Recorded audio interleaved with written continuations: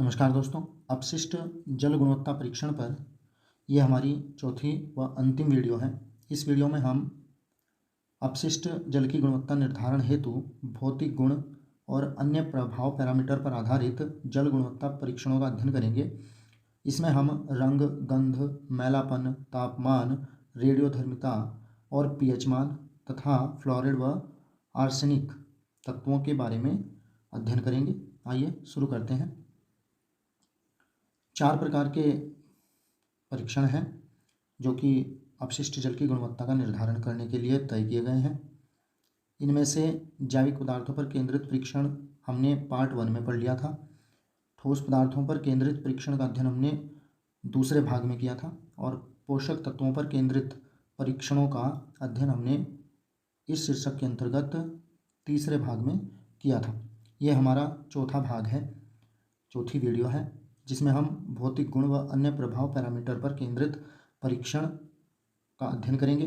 खास करके हम भौतिक गुणों का और अन्य प्रभाव पैरामीटर का यहाँ पर अध्ययन करेंगे। आइए शुरू करते हैं।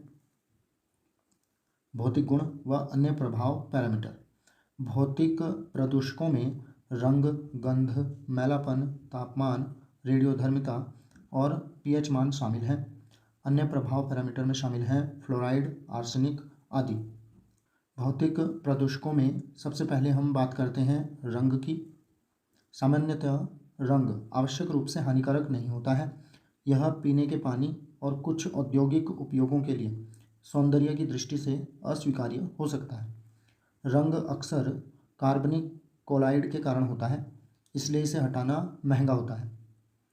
रंग फ्लूविक और ह्यूमिक एसिड जैसे वनस्पति कार्बनिक पदार्थों के प्राकृतिक क्षय का परिणाम भी हो सकता है, और अगर ऐसा होता है तो ये मुक्त क्लोरीन के साथ प्रतिक्रिया करके ट्राईहेलोमीथेन्स बना सकते हैं, जो पीने के पानी में सार्वजनिक स्वास्थ्य के लिए चिंता का विषय है। अगला भौतिक प्रदूषक है गंध। गंध वर्तमान में अपशिष्ट जल उपचार संयंत्रों के सामने आने वाली सबसे आम समस्याओं में से एक है। एक जहरीली ज्वलनशील गैस हाइड्रोजन सल्फाइड अक्सर दुर्गंध का कारण बनती है। पोटेशियम परमैंगनेट का उपयोग अपशिष्ट जल उपचार संयंत्रों में हाइड्रोजन सल्फाइड के स्तर को कम करके गंध को कम करने के लिए किया जाता है। अगला भौतिक प्रदूषक है मैलापन या गंदगी। मैलापन या गंदगी की माप पानी की स्पष्टता और पानी की गुणवत्ता दोनों का ही एक महत्वपूर्ण परीक्षण है। मैलापन पानी में निलंबित पदार्थ की प्रकाश बिखेरने की क्षमता का एक माप है। लवणता यानी कि खारापन पानी के घनत्व या घुले हुए पदार्थों के कारण चालकता में होने वाले परिवर्तन को मापती है। मैलापन या गंदगी के निर्धारण के लिए 3 मानक विधियां हैं: 2130B, ISO 7027 और US EPA 180.1। नेफेलोमीटर या एरोसोल फोटोमीटर वायु अथवा एक तरल कोलाइड में निलंबित कणों की एकाग्रता अर्थात सांद्रता को मापने के लिए उपयोग किया जाने वाला एक उपकरण है। अर्थात गंदगी या मैलापन को मापने में नेफेलोमीटर का इस्तेमाल किया जाता है। नेफेलोमीटर का मुख्य उपयोग ग्लोबल वार्मिंग अध्ययन, प्रदूषण निगरानी, वैश्विक विकिरण संतुलन, जलवायु निगरानी और दृश्यता के लिए वायु गुणवत्ता माप से संबंधित है। यानी कि इसके जो मुख्य प्रयोग हैं, जो उपयोग हैं नेफेलोमीटर के, वो ये हैं: ग्लोबल वार्मिंग अध्ययन, प्रदूषण निगरानी, वैश्विक विकिरण संतुलन, जलवायु निगरानी और दृश्यता के लिए वायु गुणवत्ता माप। टर्बिडिटी ट्यूब पानी में गंदगी को मापने के लिए एक अन्य उपकरण है। यानी कि टर्बिडिटी ट्यूब का इस्तेमाल भी गंदगी को मापने के लिए किया जा सकता है। कई रासायनिक अभिकर्मक मैलापन के उपचार के लिए उपलब्ध हैं। उनमें एल्यूमिनियम सल्फेट, फिटकरी, ferric chloride, gypsum, poly aluminium chloride होते हैं। रासायनिक अभिकर्मकों का उपयोग सावधानीपूर्वक किया जाना चाहिए, क्योंकि कुछ अभिकर्मक जैसे कि फिटकरी पानी के पीएच को बदल सकते हैं। अगला भौतिक प्रदूषक है तापमान। इससे होने वाले प्रदूषण को थर्मल प्रदूषण, ऊष्मीय प्रदूषण या थर्मल संवर्धन कहा जाता है। तापमान जैविक गतिविधि में एक महत्वपूर्ण कारक है और रासायनिक, जैविक और भौतिक प्रतिक्रियाओं को महत्वपूर्ण रूप से ये प्रभावित करता है। किसी भी प्रक्रिया द्वारा पानी की गुणवत्ता में गिरावट होना जो परिवेश के पानी के तापमान में परिवर्तन कर दे, थर्मल प्रदूषण कहलाता है।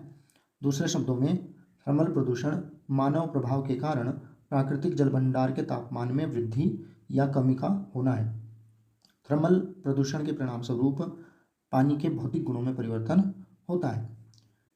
विषाक्त पदार्थों के साथ भी सहक्रियात्मक रूप से तापमान जो है वो कार्य कर सकता है। उदाहरण के लिए बढ़ते तापमान के साथ भारी धातु विषाक्तता में वृद्धि हो जाती है। थर्मल प्रदूषण का एक आम कारण बिजली संयंत्रों और औद्योगिक निर्माताओं द्वारा शीतलक के रूप में पानी का उपयोग है। अपशिष्ट जल का तापमान सामान्य तौर पर स्थानीय जल आपूर्ति की तुलना में अधिक होता है। ऑक्सीजन ठंडे पानी की तुलना में गर्म पानी में कम घुलनशील होता है। तापमान में परिवर्तन मछलियों को मार सकता है, खाद्य श्रृंखला संरचना और जैव विविधता में परिवर्तन कर सकता है। जब कोई बिजली संयंत्र मरम्मत या अन्य कारणों से पहली बार खुलता या बंद होता है तो पानी के तापमान में अचानक से परिवर्तन होता है, वृद्धि होती है या कमी हो जाती है। इससे मछलियाँ और अन्य जीव मर सकते हैं, जिसे थर्मल शॉक कहा जाता है। अगला भौतिक प्रदूषक है रेडियोधर्मिता। इससे होने वाला प्रदूषण रेडियोधर्मी प्रदूषण कहलाता है। रेडियोधर्मिता कुछ तत्वों के अस्थिर नाभिक के कणों या तरंगों के स्वतः स्फुट उत्सर्जन की एक घटना है। रेडियोधर्मी उत्सर्जन 3 प्रकार के होते हैं: अल्फा, बीटा और गामा।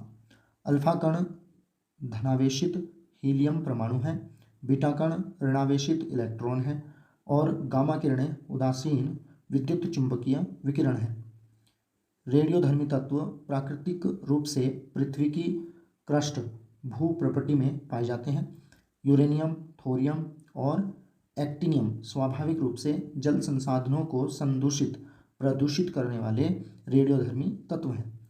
पर्यावरण में यूरेनियम और थोरियम के क्षय से रेडियम नामक एक रेडियो न्यूक्लाइड निर्मित होता है। रेडियम जलीय प्राणियों में पाए जाने वाले रेडियो टॉक्सिक तत्वों में से एक है जो निम्नलिखित माध्यमों से भूजल में प्रवेश कर सकता है: एक्वीफर रॉक विघटन, 238 यूरेनियम और 232 थोरियम के क्षय होना और अवशोषण की प्रक्रिया द्वारा।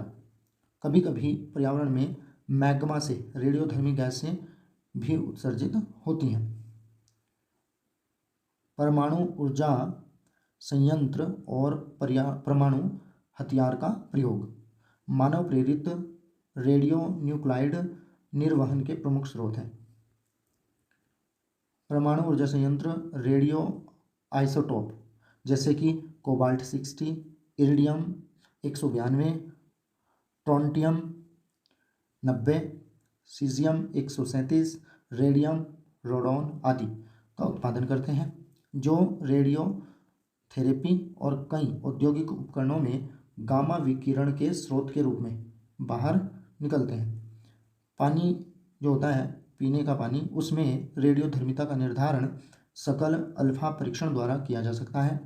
रेडियोधर्मिता को एसआई इकाई बेकुरल या क्यूरी में मापा जाता है।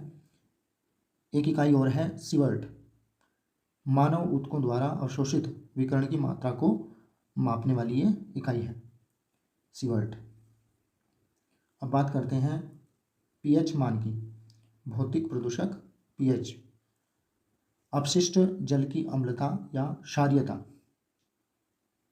उपचार और पर्यावरण दोनों को ही प्रभावित करती है। 7 से कम पीएच बढ़ती अम्लता को दर्शाता है, जबकि 7 से उच्च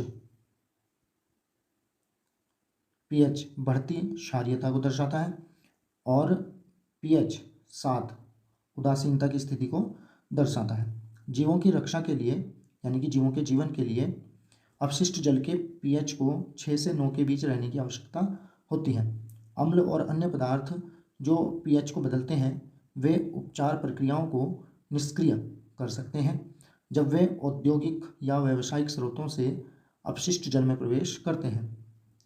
calcium, magnesium, sodium, potassium carbonate, bicarbonate और अगोनिया हाइड्रोक्साइड की उपस्थिति से अपशिष्ट जल में क्षारीयता पैदा होती है। हाइड्रोजन आयनों की अत्यधिक सांद्रता वाले पानी का जैविक रूप से उपचार करना मुश्किल होता है। भूजल में प्राकृतिक रूप से खनिजों की उच्च मात्रा की उपस्थिति और घरेलू रसायनों के कारण आमतौर पर अपशिष्ट जल क्षारीय होता है। अपशिष्ट जल से जैविक पोषक तत्व हटाने के लिए रासायनिक और जैविक उपचार किया जाता है। इससे भी अपशिष्ट जल की क्षारीयता में वृद्धि हो जाती है। अब बात करते हैं हम अन्य पैरामीटर्स की, जिनमें शामिल हैं फ्लोराइड और आर्सेनिक। तो पहले बात करते हैं फ्लोराइड की। फ्लोराइड रंगहीन, स्वादहीन और गंधहीन प्राकृतिक तत्व है। प्रकृति में फ्लोराइड मुख्यतः 3 अयस्कों के रूप में पाया जाता है: फ्लोरिस्पार, क्रायोलाइट और फ्लोराएपाटाइट। फ्लोराइड की कमी दंत क्षरण और हड्डियों के अपूर्ण विकास जैसे रोग पैदा कर सकती है। तो दूसरी ओर इसकी अधिक मात्रा दंत और अस्थि तंत्रीय विकार यानी कि फ्लोरोसिस पैदा कर सकती है। अगर इसकी अधिक मात्रा हो जाती है तो ये फ्लोरोसिस नामक रोग पैदा करती है, और अगर कमी होती है तो ये दंत क्षरण और हड्डियों के अपूर्ण विकास जैसे रोगों को पैदा कर सकता है। फ्लोराइड जनित रोग फ्लोरोसिस की भारत में पहचान वर्ष 1937 में की गई थी, जब भारत में पहली बार आंध्र प्रदेश के नेल्लोर जिले में फ्लोराइड युक्त भूजल के प्रयोग से पशुओं में दंत अस्थि रोगों के मामले सामने आए थे। फ्लोरोसिस एक असाध्य रोग है, यानी कि अगर ये एक बार हो जाए तब इसका कोई इलाज नहीं है।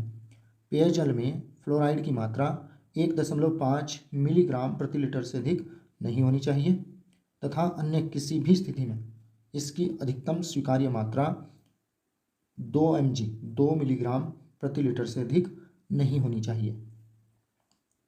विश्व स्वास्थ्य संगठन ने पेयजल में फ्लोराइड की मात्रा 1.3 मिलीग्राम प्रति लीटर निर्धारित की है। फ्लोरोसिस रोग से बचाव के उपाय: अधिक फ्लोराइड युक्त खाद्य पदार्थों, टूथपेस्टों आदि का सीमित उपयोग करना। टूथपेस्टों में फ्लोराइड की मात्रा 800 से 1000 मिलीग्राम प्रति लीटर तक पाई गई है, तो ये बहुत ही नुकसानदायक है जो बाज़ारों में टूथपेस्ट मिलते हैं आजकल। इस लिहाज से फ्लोराइड प्रदूषण से प्रभावित क्षेत्रों में जो लोग भोजन करते हैं उस भोजन में ऐसे खाद्य पदार्थ शामिल किए जाने चाहिए जिनमें कैल्शियम और विटामिन सी की अधिक मात्रा हो, क्योंकि ये दोनों ही फ्लोराइड विकारों को पैदा होने से रोकते हैं, कैल्शियम और विटामिन सी।